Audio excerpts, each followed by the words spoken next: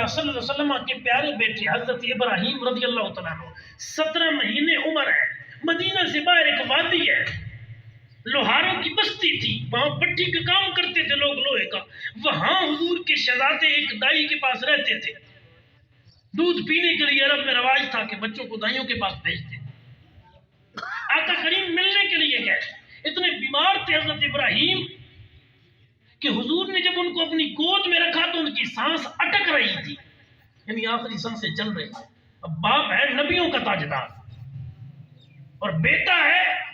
17 مہینے کا قریباً، اور سانسیں نکل رہی ہیں، روح نکل رہی ہے، تو حضرت ابراہیم کی روح نکلی، کئی آقا صلی اللہ علیہ وسلم کی آنکھوں سے آنسو آئے۔ غلاموں نے عرض کیا، صحابہ جو ساتھ تھے، عرض کیا رسول اللہ آپ بھی روتے ہیں؟ فرما ہماری آنکھیں تو روتی ہیں لیکن زبان سے وہ کوئی کلمہ نہیں نکالیں گے جس سے ہمارا رب ناراض ہوتا ہو۔ آنکھوں سے رونا رحمت کی علامت ہے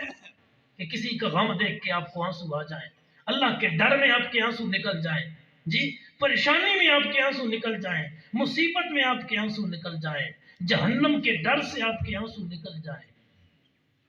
یہ تو رب کی طرف سے رحمت کی علامت ہے۔ لیکن زبان کے ساتھ آہو بکا کرنا، واویلا کرنا، ساڑی بولی جن بہنا دے سڑیاں ماما بہنا بیٹیاں جی جیڑی آوے وہ گلے لگ کھلونیاں دے پتہ نہیں کہ اس سے منع کیا گیا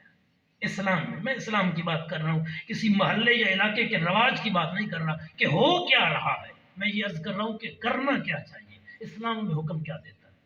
اور اس سے الٹا کام سخت ہوتا ہے نرم ہونے کی بجائے، اور اگر مرنے والے کو یہی پسند تھا اور وہ کہہ کے گیا کہ میرے مرنے کے بعد چنگر ہوئے آئے بین کرے آئے، تو پھر تو شریعت مطہرہ کے اندر اتنا سخت گناہ ہے کہ مسلم شریف کی حدیث پاک کے مطابق پھر اسے عذاب دیا جائے گا جس نے زندگی میں وصیت کی تھی کہ میرے مرنے کے بعد تم نے میرے اوپر بین کرنے ہیں اور یہ واویلے والے جملے پڑھنے ہیں۔ آنکھوں سے آنسو نکل جانا، والد صاحب کے چلے جانے کا غم، اماں جی کے چلے جانے کا غم، بھائی کے چلے جانے کا غم،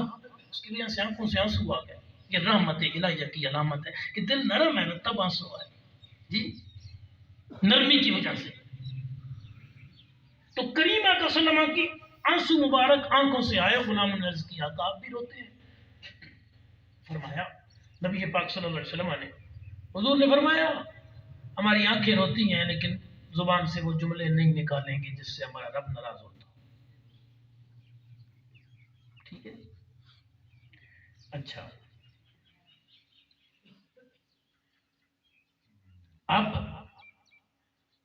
اعلان ہو رہا ہے، گھر میں کیا کرنا چاہیے؟ باہر تو اعلان ہو رہا ہے نا، قبر والے قبر تیار کر رہے ہیں، میت گھر میں ابھی تک پڑی ہے، ادھر کیا کرنا ہے؟ لوگ کہتے ہیں وہ میت والا کمرہ ادھے کوئی نہ بن جائے، کیوں بھائی ساری زندگی تو سکا باپ تھا تیرا، سکا بھائی تھا تیرا، والدہ تھی تیری، اب کیا روح نکلنے سے اتنی رشتوں میں جدائی آ گئی کہ میت کے پاس ہی بیٹھنا گوارا کوئی نہیں کر رہا، اور اگر بیٹھ گئی تو کون بیٹھ گئی؟ امان گوان، کوئی محلے دی، کوئی شہر دی، کوئی دوسرے شہر دی، اور اکثر غیر محرم عورتیں بیٹھی ہوتی ہیں،